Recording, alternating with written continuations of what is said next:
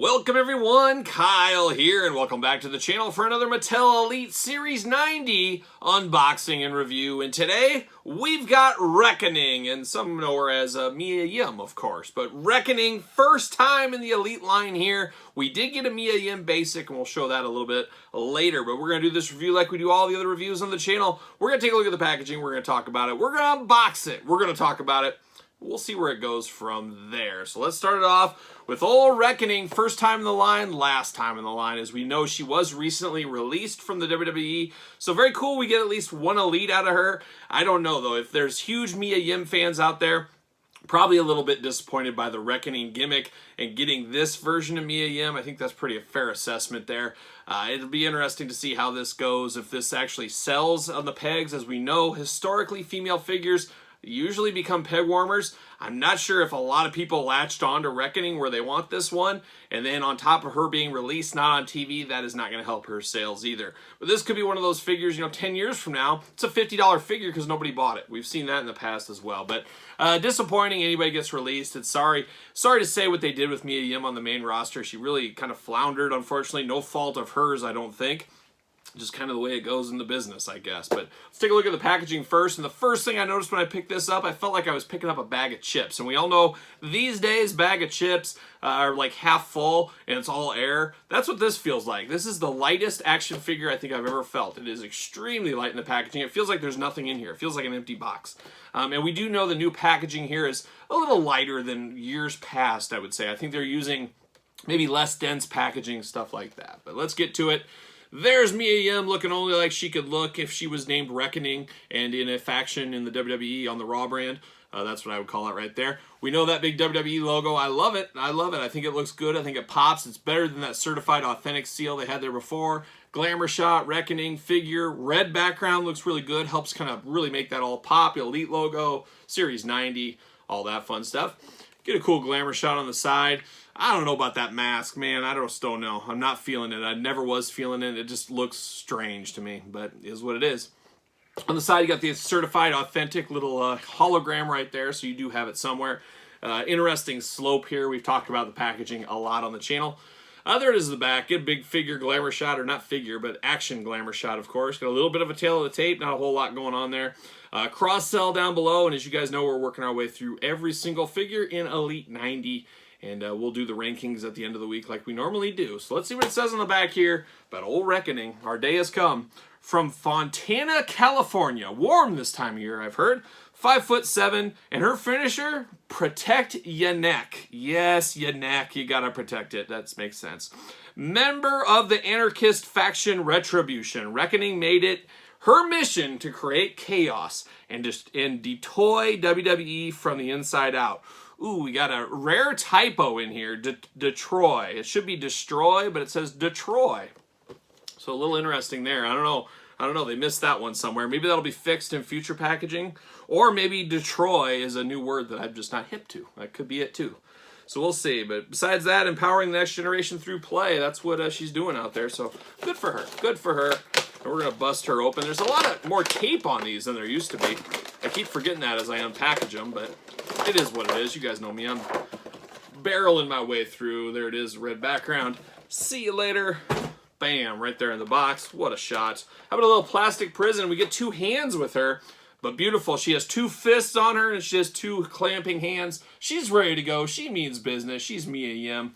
Love me some fisted hands. Gonna have to cut her out a little bit, though. She's got some things going on here. She's even held in at the legs, which I find to be a little strange because she is so light.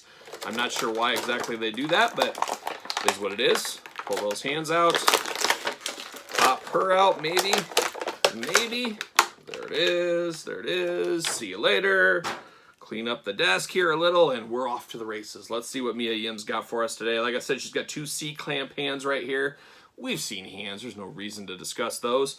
But we can discuss old Mia Yim, see what she's up to here. And, oh, I was hoping. I guess I never looked into it deep enough on the glamour shots that Mattel gave us and stuff on the Mia Yim. I thought for some reason her mask came off, like the old school Ali figure we got back in the day. But unfortunately, it does not come off. So that really hurts this figure. It really could have been a 2-in-1 figure if that would have been replaceable. So that is a little sad there. She does have a bandana that does come off. It is blocked by her hair, but you can slide it over her hair if you wanted to. I don't know why you'd really take it off, but it is removable. So you get a removable bandana, but not a removable face mask. So that's a little interesting. We do get her hoodie. I guess it is a hoodie. And I do like this soft, good hoodie. It reminds me of the Usos back in the day. Gosh, I don't even know. Don't even quote me. Is it 59, 69, something like that? We got a nice hoodie, I think, with Jey Uso. It's got the Reckoning logo on it, which is cool. I mean, they could have left that blank, and I don't know if anybody would have really complained out there. We'll see if I can get this hoodie off, but it feels like a hoodie. It's nice. It's not that shiny material we get sometimes on the shirts and jackets. It's got a soft hoodie feel to it. So, I mean, it truly is a hoodie for a figure. So I think that is cool. That is a nice accessory there. And I could see people reusing that, maybe doing some stuff, covering that up, using it for other people or something like that. Luckily, no staining on her figure. I should maybe walk that back a little bit. It's a little darker on her bicep. Yeah, and her forearm here. So I guess I would say watch out on this Reckoning. I think there's a chance this is going to do some staining to the figure over time. We've seen that notoriously with AEW recently with Jake Hager. We saw it with Rick Rudegate a couple of years ago. I just don't know in this day and age how they haven't figured that out yet, but I'm not, my wife does the laundry. Bless her heart, as one might say. She does all the laundry, so maybe I'll ask her pro tips out there of what we can do here. But a good enough figure. It's definitely a female figure, but one thing I notice here, and now that we're starting to get the pinless joints in Mattel figures, it's just great because it's a game changer. It looks so clean, and now when I see a character from the past that doesn't have the pinless joints, I'm like, gosh, that really stands out.